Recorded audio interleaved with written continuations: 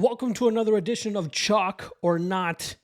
This week we're going to be covering UFC Saudi Arabia and giving you the best guide possible to those parlay boys out there, the guys that like to go out there and parlay as much stuff as possible. I want to try to help you in terms of avoiding the landmines that might be on some of these cards as I cover the matchups that have chalky favorites, anything worse than minus 185 or more. This card, not a whole lot of chalk spots compared to the last two editions of this segment that I've done. So I will only be covering about 6 matchups on this card and letting you know whether I believe a certain spot is chalk worthy or not, and whether you should avoid it or not. Again, completely up to you whether you want to take my advice or not, but I will lay out the reasoning as to why I don't believe that some of these are and some of these are or are not. Whatever I was trying to say. You know what I mean. Reminder, there is also OKTAGON 66 going down this weekend, and I'll have written breakdowns on the Lock of the Night Patreon page, which you can find in the link in the description below. Not just breakdowns for that card, but full card breakdowns for all these other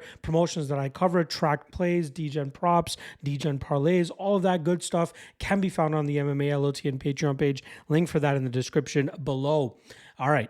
Let's get right into this chalk or not segment. First matchup up is going to be the women's flyweight matchup between Jasmine Jasudavicius, who comes in at minus 260 as she takes on Mayra Bueno Silva, former bantamweight title challenger who's looking to make her way back into the flyweight division here. But unfortunately for her, she's going up against a very improved and strong Jasudavicius, who currently rides a 3-fight winning streak, and I believe she can make it 4 this weekend against Bueno Silva, although Silva provides some issues in terms of being in a finishing threat, as most of her victories have come by finish. I think Jasudavicius is good enough from the technical defensive standpoint with her grappling defense, as well in the striking. She's moved over to Thailand to hone in on her Muay Thai game, try to improve that skill set, but we know she can take it to the ground and be very good in scrambling situations, which will allow her to dominate this matchup from minute 1 to minute 15. So for that reason, I believe she is chalk worthy, and she seems to be taking some steam here as she was closer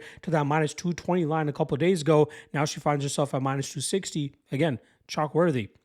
Next up, we're going to be talking about Terrence McKinney coming in at minus 500, going up against Amir Hadzovic. Now, on paper, this looks like a fight that McKinney can quickly get a takedown, work to the back of Hadzovic, and sink in a rear naked choke, similar to what Renato Moicano was able to do against Hadzovic, which birthed that great moment between the two where Hadzovic or Moicano was saying, "Oh, I want to fight longer," and Hadzovic was like, "You shouldn't have submitted me then."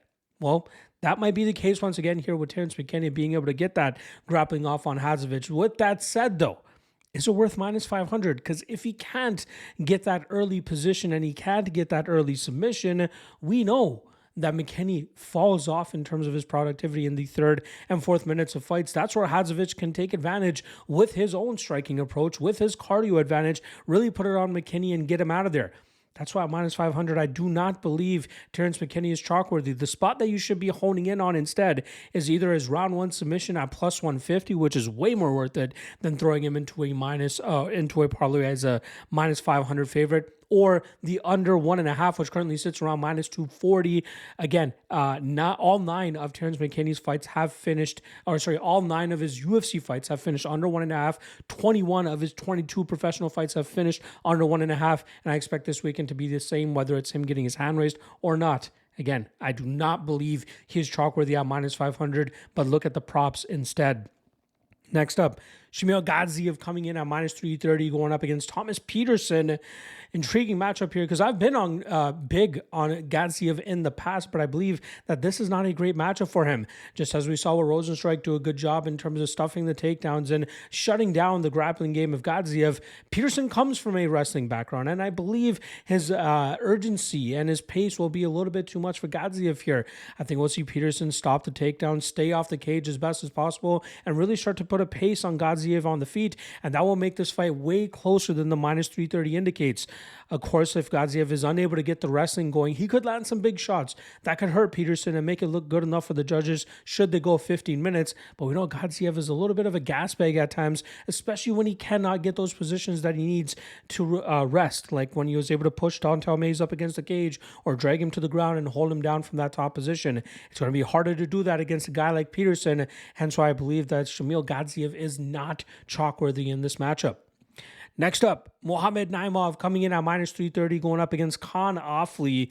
Offley is a Ultimate Fighter finalist who came up short against Myron Santos a couple months back, but still got signed to the UFC, and he's taking on Mohamed Naimov, who's coming off of a loss to Philippe Lima a couple months back, who came in on short notice as his UFC debut and was able to get the submission over Naimov. Now, I am picking Naimov to win this matchup. I think he is the better and more powerful striker, and also has the grappling to make things iffy against Offley, but Offley is a BJJ black belt, has high-level training partners, and has a decent skill set of his own. If he is able to take this fight to the scorecards, it will definitely play out much closer than the minus 330 indicates in this matchup. I think for Naimov to look minus 330 is going to have to come the way that he gets the majority of his victories, and that's by finish. And can he finish Khan Offley? It's possible. But if Offley's chin and durability holds up and he's forced to go 15 minutes against a fellow grappler, things could get a little bit iffy for Mohamed Naimov. Like I said, I am picking him to win this matchup, but at minus 330, I do not believe he is chalk-worthy in this spot. All right, next up, we're going to be talking about Sergey Pavlovich coming in at minus 335, going up against the aforementioned Jairzinho Rozenstruik.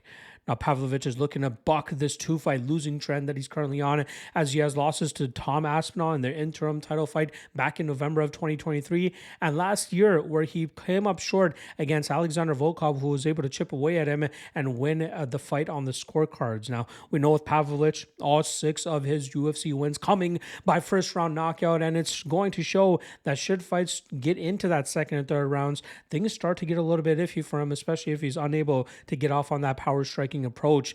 I believe Rozenstruik is the technically better striker here, and if he can show good enough defensive striking, he might be able to clip Pavlovich, have some success of his own, or even go on and do something similar to what Volkov was able to do. We know Rozenstruik obviously can come up short against guys that just blitz forward and throw big power shots, as when he fought Francis Ngannou back in 2020. But Pavlovich, may not have as much power as Ngannou. Obviously, we know he's powerful. We know he can put guys away. But if Rozenstruik can roll with some of these shots, utilize a good jab down the pipe to take off the brunt of the shots coming back his way, he makes this a lot closer than the odds indicate. So I do like Rozenstruik here. I think he actually ends up pulling off the upset, thus making Sergey Pavlovich not chalk-worthy in my opinion. Now, the last one we're going to be talking about here is Sharon Magomedov coming in at minus 200 as he takes on the elusive Michael Venom Page.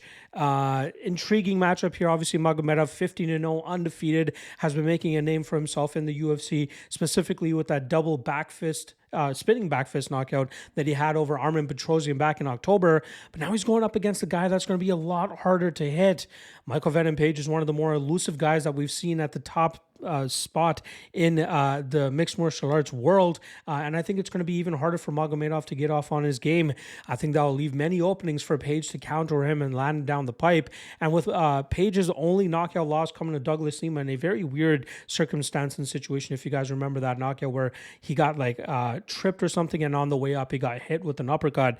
For the most part, Page has done a great job in terms of shutting down that power punching game of his opponents. And just because Magomedov has the Magomedov last name does not mean he is a great wrestler. Often he looks to go to his Muay Thai, which is the primary martial art he has come up with throughout his career. And even if he looks to grind this matchup out with wrestling, I don't think it will be all that successful. A lot of people just want to say, Machado Gary was able to do it. But the thing they forget about Gary is that he had the grappling in his back pocket, even from earlier on in his career. Just because he showed it off in the UFC that he's strictly a striker does not mean that he did not know how to grapple. And the same thing with Magomedov. Throughout his career, he has strictly gone out there and struck with his opponents, not really showing much of an offensive wrestling game to begin with. I think we'll see Page control this fight, make Magomedov swing at air for the most part, and make him pay for it with perfect counters. Thus, Sharon Magomedov is not chalk-worthy in my opinion. There you guys go. Only one fighter that I'm actually picking to be chalk-worthy in this spot with Jasmine Jasudavicius. I think the other ones, they might win, but odds are way too close, although I am picking against 1, 2, 3 of those fighters that I have in the not chalk-worthy spot. So take that into consideration. Take what you want from this segment, and I'll see you guys again tomorrow for the quick picks version of the UFC Saudi Arabia breakdown. See you guys then. Peace.